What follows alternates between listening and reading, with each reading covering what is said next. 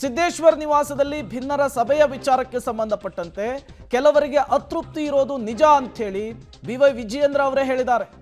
ಎಲ್ಲವನ್ನೂ ಕೂಡ ಸರಿ ಮಾಡುವಂತಹ ಕೆಲಸವನ್ನು ನಾನು ಮಾಡ್ತಾ ಇದ್ದೇನೆ, ಪ್ರಮುಖರನ್ನ ಜೊತೆಗೆ ಕೂತು ಎಲ್ಲವನ್ನೂ ಕೂಡ ಸರಿಪಡಿಸಿಕೊಳ್ತೇವೆ ಅಂಥೇಳಿ ಬೆಂಗಳೂರಿನಲ್ಲಿ ಬಿಜೆಪಿಯ ರಾಜ್ಯಾಧ್ಯಕ್ಷ ಬಿವೈ ವಿಜಯೇಂದ್ರ ಅವರು ಹೇಳಿಕೆಯನ್ನು ಕೊಟ್ಟಿದ್ದಾರೆ.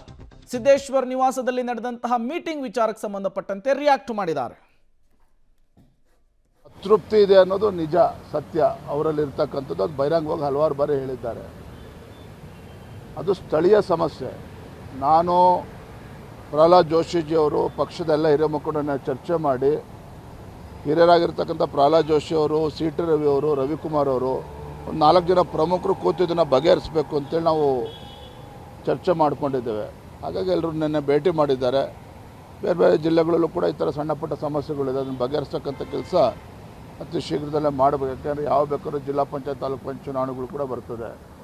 ಹಾಗೆ ಎಲ್ಲವನ್ನೂ ಕೂಡ ಸರಿಪಡಿಸ್ಕೊಂಡು ಒಂದು ಕಡೆ ರಾಜ್ಯ ಸರ್ಕಾರದ ವಿರುದ್ಧ ಬೀದಿಗಿಳಿದು ಹೋರಾಟ ಮಾಡುವಂಥ ಸಂದರ್ಭದಲ್ಲಿ ಭಾರತೀಯ ಜನತಾ ಪಾರ್ಟಿ ನಮ್ಮ ಜವಾಬ್ದಾರಿನೂ ಕೂಡ ಜಾಸ್ತಿ ಇದೆ.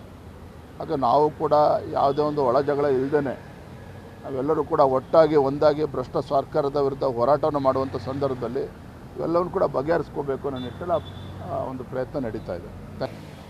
ಇದು ಬಿವೈ ವಿಜಯೇಂದ್ರ ಅವರ ಮಾತು. ಹೌದು, ನನ್ನ ವಿರುದ್ಧ ನಿನ್ನೆ ಮೀಟಿಂಗ್ ಆಗಿರೋದು ನನಗೆ ಗೊತ್ತಿದೆ, ಎಲ್ಲವನ್ನು ಕೂಡ ಸರಿಪಡಿಸ್ಕೊಳ್ತೇವೆ, ನಾನೇ ರಾಜ್ಯಾಧ್ಯಕ್ಷನಾಗಿ ಮುಂದುವರಿತೇನೆ ಅನ್ನುವಂತಹ ವಿಶ್ವಾಸವನ್ನು ಮತ್ತೊಮ್ಮೆ ಅವರು ವ್ಯಕ್ತಪಡಿಸಿರುವಂಥದ್ದು.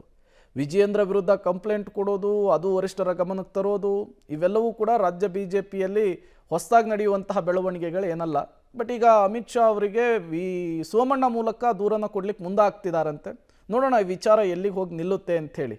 ಈಗಾಗಲೇ ರಾಷ್ಟ್ರೀಯ ಅಧ್ಯಕ್ಷರ ಬದಲಾವಣೆ ಕೂಡ ವಿಚಾರ ಇದೆ, ಅದರ ಜೊತೆಗೆ ರಾಜ್ಯಾಧ್ಯಕ್ಷರ ಬದಲಾವಣೆಯ ವಿಚಾರವೂ ಕೂಡ ಪದೇ ಪದೇ ಮುನ್ನೆಲೆಗೆ ಬರ್ತಾ ಇದೆ. ಏನೆಲ್ಲ ಬೆಳವಣಿಗೆಗಳಿಗೆ ರಾಜ್ಯ ಬಿಜೆಪಿ ಪಾಳೆಯ ಸಾಕ್ಷಿ ಆಗುತ್ತೆ ಅಂಥೇಳಿ ಈಗಾಗಲೇ ಬಿವೈ ವಿಜಯೇಂದ್ರ ಅವರು ಸ್ಪಷ್ಟಪಡಿಸಿದ್ದಾರೆ.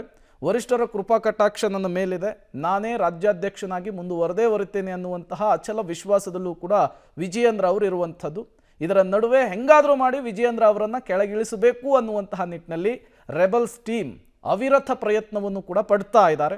ಈ ಎರಡೂ ಹಗ್ಗ ಜಗ್ಗಾಟ ಅಥವಾ ಈ ತಿಕ್ಕಾಟ ಎಲ್ಲಿಗೆ ಹೋಗಿ ನಿಲ್ಲುತ್ತೆ ಅನ್ನೋದಕ್ಕೆ ಕಾಲವೇ ಉತ್ತರವನ್ನು ಕೊಡಬೇಕು.